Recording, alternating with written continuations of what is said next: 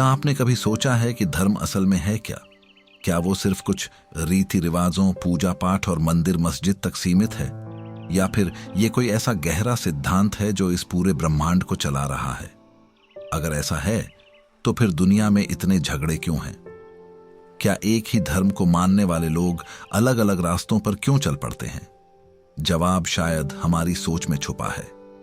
हमने धर्म को मानने की चीज बना दिया है, जबकि असल में धर्म तो जानने और समझने की चीज है। यही वो जगह है जहां धर्म की तार्किक स्वतंत्रता यानी लॉजिकल फ्रीडम ऑफ धर्म का दरवाजा खुलता है। ये कोई नया धर्म नहीं, बल्कि धर्म को देखने का एक नया, तर्क संगत और आजाद नजरिया है। पर इस तार्किक स्वतंत्रता का मतलब क्या है? क्या इसका मतलब यह है कि हम जो चाहे करें और उसे धर्म का नाम दे दें? बिल्कुल नहीं। तार्किक स्वतंत्रता का मतलब है अंधविश्वास और दबाव से मुक्त होकर अपने दिमाग का इस्तेमाल करते हुए यह समझना कि धर्म के सिद्धांत हमारे जीवन को बेहतर कैसे बना सकते हैं। यह आजादी हमें दिखावे की जगह सार तक पहुंचने की ताकत देती है। जैसे कोई कहे कि नदी में स्नान करने से सारे पाप धुल जाते हैं। अगर हम आंख बंद करके इसे मान लें तो यह एक रिवाज बनकर रह जाता है। लेकिन अगर हम तर्क से देखें तो समझ आएगा कि नदी का शुद्ध पानी सिर्फ शरीर की गंदगी धोता है। यह एक प्रतीक है।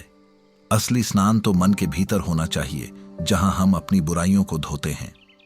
नदी में उतरना सिर्फ एक बाहरी क्रिया है जो हमें उस आंतरिक सफाई की याद दिलाती है। यही है तार्किक दृष्टि। अक्सर लोग पूछते हैं, अगर ईश्वर है तो वो दुनिया में इतना दुख क्यों देता है? बाढ़, भूकंप, बीमारी क्यों आती है? यह एक वाजिब सवाल है, लेकिन धर्म की तार्किक दृष्टि से देखें तो समझ आता है कि प्रकृति के अपने नियम हैं।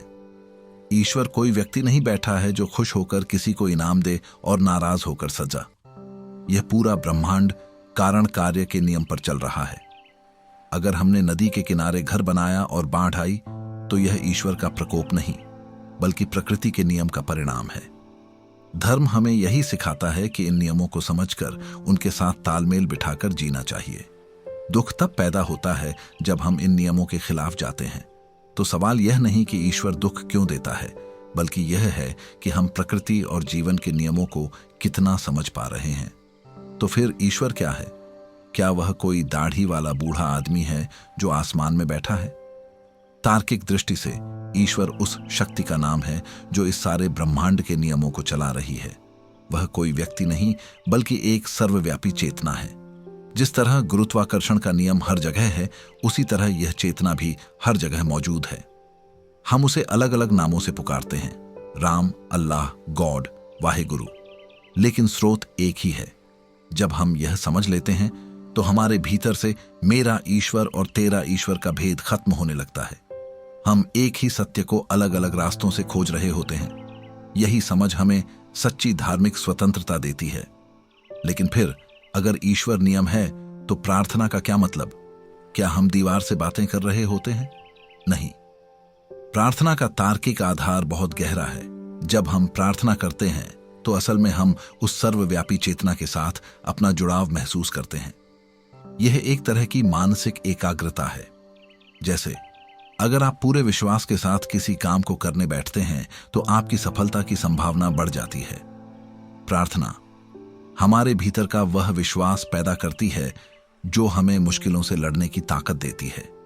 यह ईश्वर को मनाने का जरिया नहीं, बल्कि खुद को मजबूत करने का तरीका है। यह हमारे अंदर की शक्ति को जगाती है। धर्म के नाम पर हमारे समाज में कई रिवाज चल पड़े हैं, जैसे एक खास दिन पर खास चीज न खाना या किसी खास जानवर की पूजा करना। इन सब के पीछे कोई न कोई वैज्ञानिक हो तार्किक कारण छुपा होता है। मसलन किसी खास दिन उपवास रखने के पीछे शरीर को विषाक्त पदार्थों से मुक्त करने का विज्ञान छुपा हो सकता है, या किसी जानवर की पूजा के पीछे पर्यावरण संतुलन बनाए रखने की समझ हो सकती है। लेकिन जब हम सिर्फ रिवाज को ही सब कुछ मान लेते हैं और उसके मूल कारण को भूल जाते हैं तो यह अंधविश्वास बन जाता है। तार्किक स्वतंत्रता हमें इन रिवाजों के पीछे छुपे सार को खोजने की प्रेरणा देती है। हमें हर चीज पर सवाल उठाने का हक है। और कर्म का सिद्धांत, क्या यह सिर्फ भाग्य का बहाना है? बिल्कुल नहीं। कर्म का तार्किक सिद्धांत तो दुनिया का सबसे वैज्ञानिक नियम है। आप जैसा बीज बोएंगे वैसा ही फल पाएंगे। अगर आप आम का बीज बोते हैं तो आम का ही पेड़ उगेगा, सेब का नहीं। ठीक इसी तरह अगर आप अच्छे कर्म करते हैं तो अच्छे परिणाम मिलेंगे। यहाँ अच्छे का मतलब सिर्फ नैतिकता नहीं बल्कि बुद्धिमत्ता से किया गया काम है। अगर आप पढ़ाई का कर्म करेंगे तो ज्ञान का फल मिलेगा। अगर मेहनत का कर्म करेंगे तो सफलता मिलेगी। कर्मफल में कोई भगवान हस्तक्षेप नहीं करता। यह तो एक स्वचालित प्राकृतिक नियम है, जैसे आग में हाथ डालोगे तो जल जाओगे। इसे समझ लेना ही सच्ची आजादी है, क्योंकि फिर हम यह नहीं कहेंगे कि भाग्य खराब है, बल्कि अपने कर्मों को सुधारने पर ध्यान देंगे। धर्म की इस तार्किक यात्रा में हमें अपने भीतर झांकना होगा। ध्यान और योग क्या है? क्या ये सिर्फ शरीर को मोड़ने के तरीके हैं? नहीं, ये तो मन को ट्रेन करने की विधियां हैं। जिस तरह एक एथलीट शरीर को ट्रेन करता है, उसी तरह ध्यान हमारे मन का ट्रेनिंग है। जब मन शांत और केंद्रित होता है तो हम बेहतर निर्णय ले पाते हैं। हमारी सोच साफ होती है और हम भावनाओं के अंधकार में भटकने की बजाय तर्क की रोशनी में चल पाते हैं। यह आंतरिक स्वतंत्रता की सबसे बड़ी सीढ़ी है। लेकिन क्या तर्क ही सब कुछ है?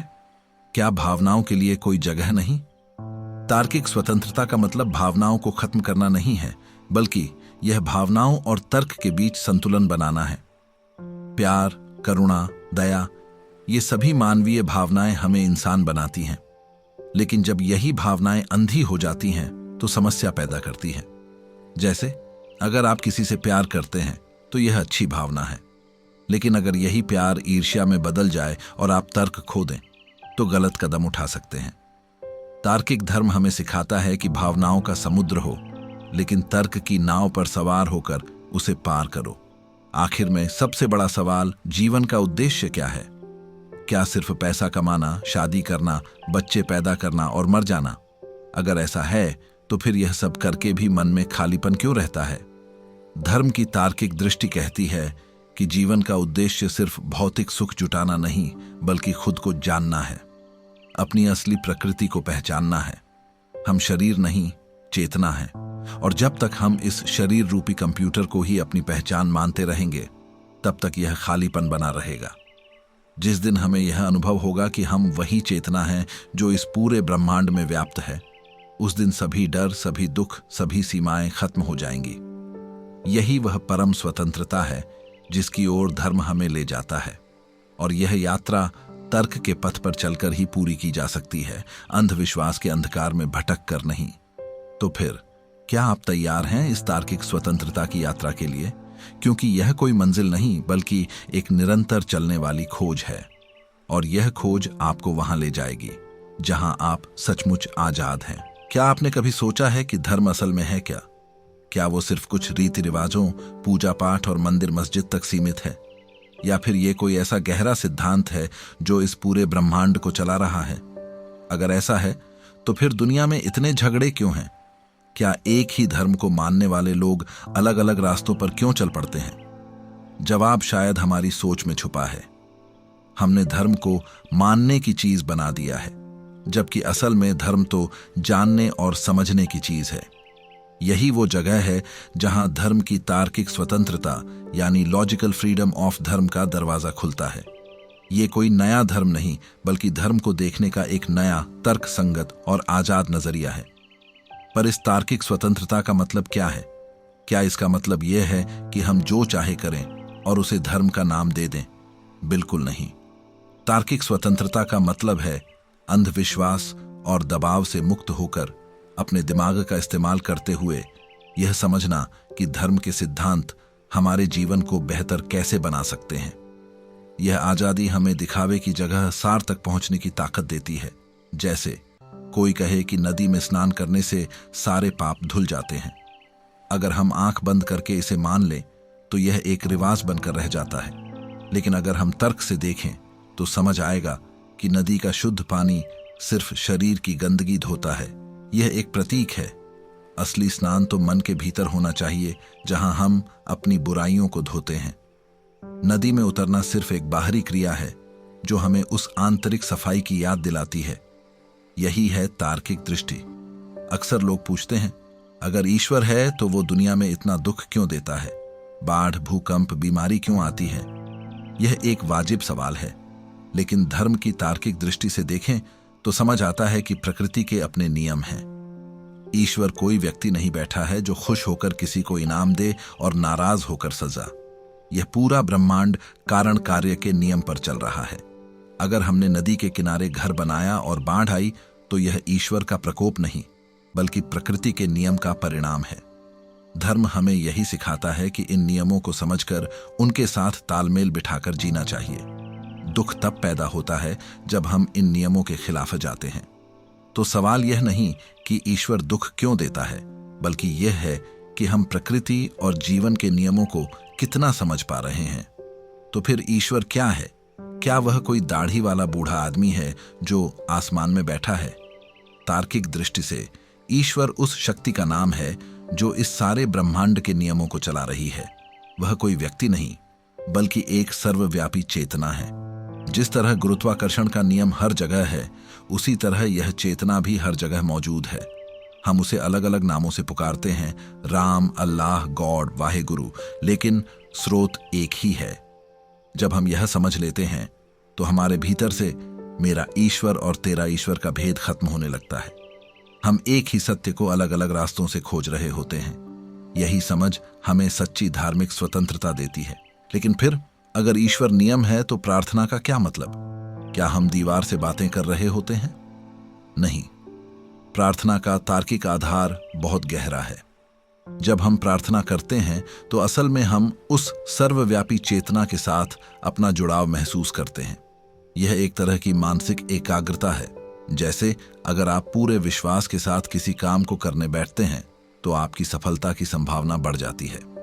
प्रार्थना हमारे भीतर का वह विश्वास पैदा करती है जो हमें मुश्किलों से लड़ने की ताकत देती है। यह ईश्वर को मनाने का जरिया नहीं, बल्कि खुद को मजबूत करने का तरीका है। यह हमारे अंदर की शक्ति को जगाती है। क्या आपने कभी गौर किया है कि जब आप शांत होकर दिल से कोई प्रार्थना करते हैं तो आपका मन हल्का हो जाता है? यही तो उसका वैज्ञानिक प्रभाव है। यह एक तरह की मेडिटेशन है जो हमारे ब्रेन के न्यूरॉन्स को शांत करती है और हमें जीवन की चुनौतियों के लिए तैयार करती है। धर्म के नाम पर हमारे समाज में कई रिवाज चल पड़े हैं, जैसे एक खास दिन पर खास चीज न खाना या किसी खास जानवर की पूजा करना। इन सब के पीछे कोई न कोई वैज्ञानिक हो तार्किक कारण छुपा होता है। मसलन किसी खास दिन उपवास रखने के पीछे शरीर को विषाक्त पदार्थों से मुक्त करने का विज्ञान छुपा हो सकता है, या किसी जानवर की पूजा के पीछे पर्यावरण संतुलन बनाए रखने की समझ हो सकती है।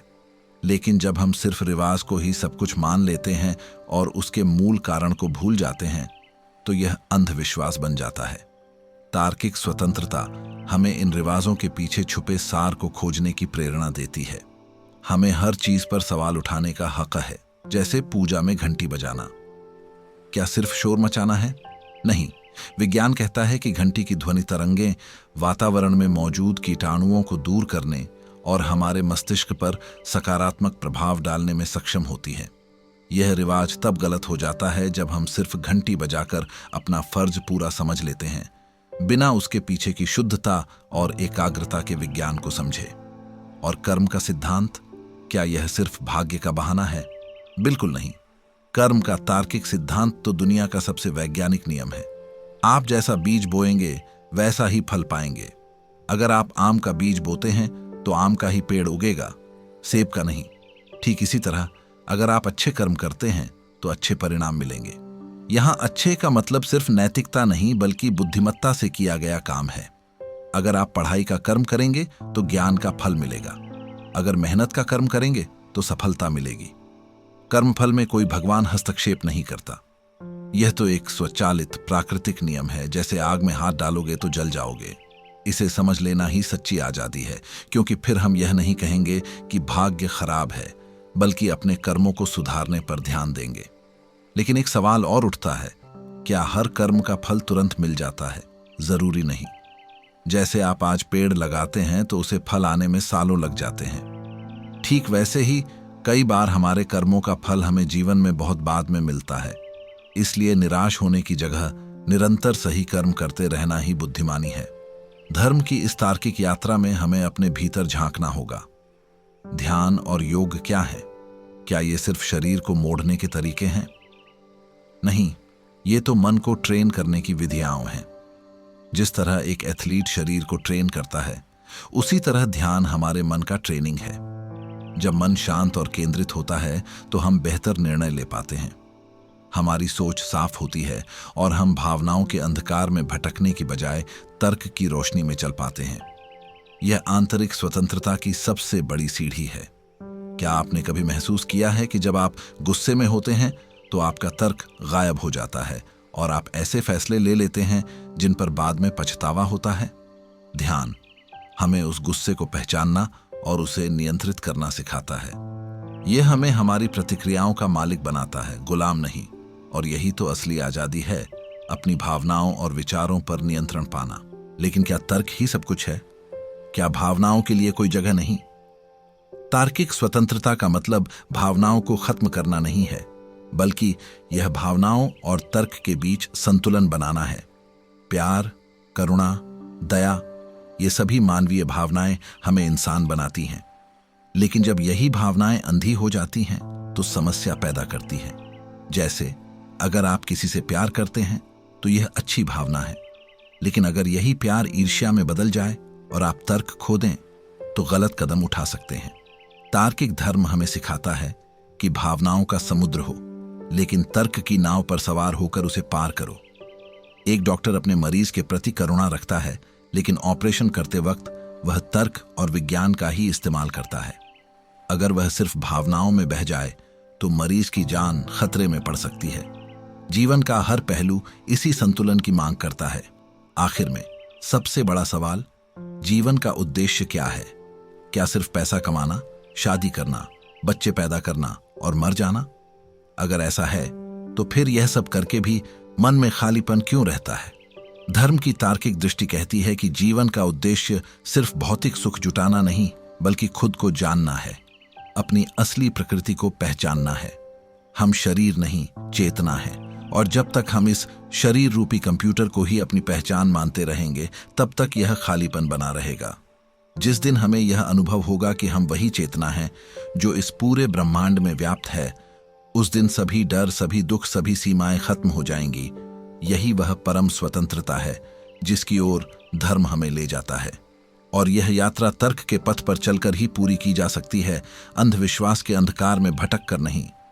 तो फिर क्या आप तैयार हैं इस तार्किक स्वतंत्रता की यात्रा के लिए? क्योंकि यह कोई मंजिल नहीं, बल्कि एक निरंतर चलने वाली खोज है। और यह खोज आपको वहां ले जाएगी जहां आप सचमुच आजाद हैं। तो अब सवाल उठता है, अगर धर्म इतना ही तार्किक और वैज्ञानिक है, तो फिर दुनिया में इतनी हिंसा और झगड़े धर्म के नाम पर क्यों होते हैं? क्या यह धर्म की असफलता है? जवाब है नहीं। यह धर्म नहीं, बल्कि धर्म की हमारी गलत समझ की असफलता है। जब हम धर्म के बाहरी चोले को ही सब कुछ मान लेते हैं, जैसे कि मेरी मूर्ति सच्ची, तेरी नकली, मेरी किताब पवित्र, तेरी नहीं, तो संघर्ष शुरू हो जाता है। तार्किक दृष्टि हमें सिखाती है कि सभी रास्ते एक ही शिखर की ओर जाते हैं।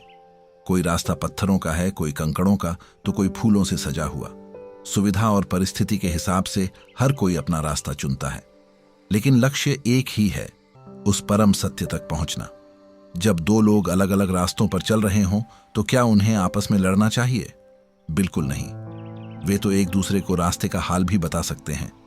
यही है धर्म की सही अर्थों में समझ। लेकिन इंसान ऐसा क्यों करता है? क्यों वह अपने रास्ते को ही सही मानकर दूसरे के रास्ते को गलत ठहराता है? इसके पीछे है डर। डर असुरक्षा का, डर अपनी पहचान खो देने का। जब हमें लगता है कि दूसरे की मान्यता हमारी अपनी मान्यता को कमजोर कर देगी, तो हम हिंसा पर उतर आते हैं।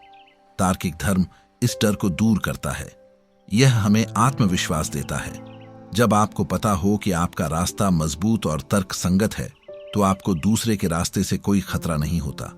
आप उसे सहजता से स्वीकार कर सकते हैं। जैसे एक गणित का शिक्षक अलग अलग तरीकों से एक ही सवाल का हल बता सकता है, उसी तरह धर्म के अलग अलग रूप एक ही सत्य को अलग अलग ढंग से समझाते हैं। और फिर आता है समाज का दबाव। हमें क्या पहनना है, क्या खाना है, किसे पूजना है, यह सब समाज तय करने लगता है। क्या यही है धर्म? बिल्कुल नहीं। धर्म एक व्यक्तिगत अनुभव है, एक आंतरिक यात्रा है। समाज आपको एक ढांचा दे सकता है, एक प्रारंभिक दिशा दे सकता है, लेकिन आपकी यात्रा पूरी तरह से आपकी अपनी है। तार्किक स्वतंत्रता हमें इस समाज के दबाव से मुक्त करती है। यह हमें सिखाती है कि अगर कोई रिवाज आपके तर्क और आत्मा को स्वीकार नहीं है तो उसे छोड़ने में कोई पाप नहीं है। लेकिन याद रहे, स्वतंत्रता का मतलब अनियंत्रित होना नहीं है। आपका तर्क और आपकी अंतरात्मा ही आपके सबसे बड़े नियंत्रक हैं। आप वही करें जो दूसरों को नुकसान न पहुंचाए और जो आपकी अपनी बुद्धि में सही लगे। अब एक और गहरा सवाल, क्या धर्म और आध्यात्मिकता एक ही चीज है? बहुत से लोग इन्हें एक मान लेते हैं, लेकिन तार्किक नजरिए से यह अलग अलग है। धर्म वह ढांचा है जिसमें आध्यात्मिकता रहती है। जैसे एक बोतल पानी का ढांचा है, पानी आध्यात्मिकता है और बोतल धर्म है। आप बोतल बदल सकते हैं, लेकिन पानी वहीं रहता है। कई बार लोग बोतल को ही इतना महत्व देने लगते हैं कि पानी भूल जाते हैं। वे बोतल की सफाई, उसके रंग, उसके डिजाइन में उलझे रह जाते हैं और प्यासे रह जाते हैं। तार्किक स्वतंत्रता हमें यह याद दिलाती है कि लक्ष्य बोतल को सजाना नहीं, बल्कि पानी पीकर अपनी प्यास बुझाना है। आध्यात्मिकता वह पानी है जो हमारी आत्मा की प्यास बुझाता है। तो फिर आध्यात्मिकता क्या है? इसे कैसे समझें? यह कोई रहस्यमय चीज नहीं है। आध्यात्मिकता बस इतना है कि आप अपने आप से, इस ब्रह्मांड से और उस परम शक्ति से जुड़ाव महसूस करें। यह जुड़ाव प्रेम, करुणा और शांति के माध्यम से आता है। जब आप किसी की मदद करते हैं और आपको खुशी मिलती है तो यह एक आध्यात्मिक अनुभव है। जब आप प्रकृति की सुंदरता को देखकर मंत्रमुग्ध हो जाते हैं तो यह एक आध्यात्मिक अनुभव है। जब आप ध्यान में बैठते हैं और आपको अपने भीतर एक गहरी शांति का एहसास होता है तो यह एक आध्यात्मिक अनुभव है। यह सब तर्क से परे नहीं है। विज्ञान कहता है कि जब हम दया का भाव रखते हैं तो हमारे दिमाग में हैप्पीनेस हार्मोन रिलीज होते हैं। जब हम प्रकृति के बीच समय बिताते हैं तो तनाव कम होता है। तो आध्यात्मिकता विज्ञान के विपरीत नहीं, बल्कि उसकी पराकाष्ठा है। इसलिए दोस्तों, धर्म की तार्किक स्वतंत्रता कोई सूखा दर्शन नहीं है। यह एक जीवन जीने का तरीका है। यह आपको हर कदम पर, हर फैसले में मार्गदर्शन देती है। यह आपको बाहरी दबावों से मुक्त करके आपकी अपनी अंतरात्मा की आवाज सुनना सिखाती है। यह आपको बताती है कि ईश्वर कहीं बाहर आसमान में नहीं, बल्कि आपके भीतर बैठा है। आपकी सच्ची पूजा, आपका सच्चा धर्म अपने भीतर बैठे उस ईश्वर को पहचानना है, उससे जुड़ना है और उसकी तरह प्रेम और ज्ञान से भर जाना है। यह यात्रा अभी खत्म नहीं हुई है। अगले अंशों में हम और गहराई में उतरेंगे। हम देखेंगे कि प्राचीन आर्षि मुनियों ने इस तर्क को कैसे अपनाया। हम जानेंगे कि धर्म और विज्ञान कैसे हाथ में हाथ डालकर चल सकते हैं। हम खोजेंगे कि नैतिकता का वास्तविक आधार क्या है। अगर ईश्वर का डर न रहे तो तब तक के लिए इन विचारों को अपने मन में घुमाएं। अपने आप से पूछें, क्या मैं वास्तव में आजाद हूं, या मैंने अपने लिए ऐसे पिंजरे बना लिए हैं जिन्हें मैं धर्म का नाम देता हूं। अब हम एक बहुत ही नाजुक मुद्दे पर आते हैं, पाप और पुण्य का। आखिर ये है क्या ये सिर्फ स्वर्ग और नरक का टिकट है जो किसी अदृश्य देवता ने बनाए हैं? तार्किक दृष्टि से देखें तो पाप और पुण्य कोई सजा या इनाम का सिस्टम नहीं है। ये तो प्रकृति के कॉज एंड इफेक्ट के नियम का ही एक हिस्सा है। पाप वह है जो आपको आपकी अपनी आत्मा से दूर कर दे। जो कर्म आपके भीतर कलंक, अपराध बोध, अशांति पैदा करे, वह पाप है। और पुण्य वह है जो आपको आपकी आत्मा के करीब ले जाए, जो आपके भीतर शांति, संतोष और आनंद का संचार करे। जैसे झूठ बोलना। जब आप झूठ बोलते हैं तो एक पल के लिए तो आप समस्या से बच जाते हैं, लेकिन क्या आपके भीतर एक बेचैनी नहीं होती? क्या आप डरते नहीं कि कहीं आपका झूठ पकड़ा न जाए? यही बेचैनी और डर, यही इंटरनल कॉन्फ्लिक्ट ही तो आपकी सजा है। और जब आप सच बोलते हैं, चाहे उसके नतीजे कितने भी कठिन क्यों न हो, लेकिन एक गहरी शांति आपके अंदर रहती है। यही शांति आपका सबसे बड़ा इनाम है। तो पाप और पुण्य का फल तो आपको मिलता ही रहता है, वह इसी जन्म में, इसी पल में। लेकिन फिर स्वर्ग और नरक क्या है? क्या ये कोई फिजिकल जगहें हैं जहां सजा और इनाम मिलता है? तार्किक दृष्टि कहती है स्वर्ग और नरक यही हैं, इसी धरती पर, हमारे अपने मन में। जब मन में लोभ, क्रोध, ईर्ष्या, घृणा का जहर भरा होता है तो हम एक नरक में जी रहे होते हैं। हर पल डर, बेचैनी और दुख। और जब मन प्रेम, करुणा, संतोष और शांति से भरा होता है तो हम स्वर्ग का अनुभव कर रहे होते हैं। हर पल आनंद और तृप्ति। क्या आपने कभी गुस्से में किसी का अपमान कर दिया? उसके बाद का जो मन का भारीपन महसूस होता है वह नरक नहीं तो और क्या है? और क्या आपने कभी किसी जरूरतमंद की मदद की है? उसके बाद जो हल्कापन और खुशी महसूस होती है वह स्वर्ग का एक पल नहीं तो क्या है? तो फिर मृत्यु के बाद के स्वर्ग नरक की चिंता छोड़िए और इस जन्म के इस पल के स्वर्ग को अपने भीतर बनाने पर ध्यान दीजिए। यह बात हमें एक और गहरी अवधारणा तक ले जाती है, मोक्ष की। मोक्ष का मतलब क्या है? क्या यह जन्म और मृत्यु के चक्र से छुटकारा पाना है? तार्किक रूप से मोक्ष उस अवस्था का नाम है जब हम अपने सभी मानसिक बंधनों से मुक्त हो जाते हैं, जब मैं और मेरा का भाव खत्म हो जाता है, जब हमें यह समझ आ जाता है कि हम शरीर नहीं बल्कि शुद्ध चेतना है। यह कोई भविष्य में मिलने वाला रिवॉर्ड नहीं है, यह इसी जीवन में, इसी क्षण में प्राप्त की जा सकने वाली अवस्था है। जब आप पूरी तरह से वर्तमान क्षण में जी रहे होते हैं, बिना किसी अतीत के बोझ या भविष्य की चिंता के, तो आप मोक्ष के करीब होते हैं। जब आप खुद को इस ब्रह्मांड से अलग नहीं बल्कि उसका एक अभिन्न अंग महसूस करते हैं, तो आप मोक्ष के करीब होते हैं। यह एक ऐसी स्वतंत्रता है जहां कोई डर नहीं, कोई इच्छा नहीं, सिर्फ शुद्ध अस्तित्व है। अब एक बहुत ही प्रैक्टिकल सवाल, क्या इस तार्किक दृष्टि को अपनाने से हमारी डेली लाइफ में कोई फर्क पड़ेगा? बिल्कुल पड़ेगा, और बहुत गहरा फर्क। चलिए एक उदाहरण लेते हैं, पैसा। आज की दुनिया में पैसा एक बहुत बड़ी चिंता का विषय बन गया है। धर्म की तार्किक दृष्टि पैसे के बारे में क्या कहती है? क्या पैसा बुरा है? क्या धनी होना पाप है? बिल्कुल नहीं। पैसा एक ऊर्जा है, एक साधन है। वह बुरा या अच्छा नहीं होता। यह हम पर निर्भर करता है कि हम उसका इस्तेमाल कैसे करते हैं। अगर पैसा लोभ, घमंड और शोषण का साधन बने तो वह आपके लिए पाप का कारण बन जाता है, क्योंकि वह आपको आपकी आत्मा से दूर ले जाएगा। लेकिन अगर पैसा क्रिएटिविटी, परोपकार और जिम्मेदारी का साधन बने तो वह आपके लिए पुण्य का कारण बन जाता है, क्योंकि वह आपको आपकी आत्मा के करीब ले जाएगा। तार्किक स्वतंत्रता हमें पैसे के प्रति एक हेल्थी रिलेशनशिप विकसित करने में मदद करती है। हम उसका गुलाम नहीं बल्कि उसका जिम्मेदार मालिक बनना सीखते हैं। इसी तरह रिलेशनशिप्स के मामले में अक्सर लोग रिश्तों में बहुत दुखी रहते हैं। उम्मीदें, अपेक्षाएं, मांगें, यह सब रिश्तों को जहरीला बना देती हैं। तार्किक धर्म की दृष्टि से हर रिश्ता एक सीख का अवसर है। आपके माता पिता, आपके जीवन साथी, आपके बच्चे, ये सभी आपके स्पिरिचुअल ग्रोथ के टूल्स हैं। जब आप उनसे अनकंडीशनल लव की मांग करते हैं तो दुखी होते हैं, लेकिन जब आप उन्हें अनकंडीशनल लव देना सीखते हैं तो आप स्वतंत्र हो जाते हैं। यहां अनकंडीशनल लव का मतलब कमजोर होना नहीं है। इसका मतलब है बिना शर्त के देना, लेकिन साथ ही हेल्थी बाउंड्रीज भी बनाए रखना। यह बैलेंस ही तार्किक धर्म की देन है। तो दोस्तों, जैसे जैसे हम आगे बढ़ेंगे, हम देखेंगे कि यह तार्किक दृष्टि जीवन के हर पहलू, काम, सेहत, शिक्षा, समाज को कैसे ट्रांसफॉर्म कर सकती है। यह कोई एस्केप नहीं है, बल्कि रियलिटी को पूरी तरह से गहराई से जीने का तरीका है। अगले अंश में हम गीता, बाइबल, कुरान जैसे ग्रंथों से निकले तार्किक सबक देखेंगे। तब तक के लिए अपने जीवन में इन सिद्धांतों को आजमाएं। एक छोटे से काम से शुरुआत करें। किसी से बिना किसी उम्मीद के सिर्फ खुशी देने के लिए एक छोटी सी मदद करें, और फिर महसूस करें कि आपके भीतर क्या होता है। क्या यह फीलिंग किसी स्वर्ग से कम है? तो यह थी हमारी यात्रा, धर्म की तार्किक स्वतंत्रता की एक झलक। यह कोई अंत नहीं बल्कि एक नई शुरुआत है।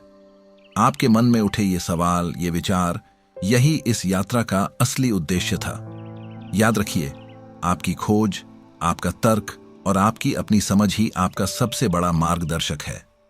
बाहरी दिखावे और अंधविश्वास के पिंजरे तोड़कर अपने भीतर मौजूद उस अनंत ज्ञान और शांति को खोजिए, क्योंकि सच्चा धर्म कोई बंधन नहीं बल्कि वह पूर्ण स्वतंत्रता है, जहां आपकी आत्मा तर्क और प्रेम के साथ एकाकार हो जाती है। आप सुन रहे थे बुक इन शॉर्ट पर लॉजिकल फ्रीडम ऑफ धर्म। हमें उम्मीद है कि यह ऑडियो बुक आपके लिए विचारों का एक समृद्ध भंडार लेकर आई होगी। अगर आपको यह ज्ञान की यात्रा पसंद आई तो कृपया इसे अपने उन दोस्तों और परिजनों के साथ साझा करें जो जीवन के these गहरे सवालों में रुचि रखते हैं। हमारे चैनल बुक इन शॉर्ट को सब्सक्राइब करना न भूलें। क्योंकि यहाँ आपके लिए ऐसी ही और गहन और विचारोत्तेजक किताबों का सार लेकर आते रहेंगे। आपका बहुमूल्य समय और ध्यान देने के लिए बहुत बहुत धन्यवाद। शांति और ज्ञान से भरा आपका दिन हो।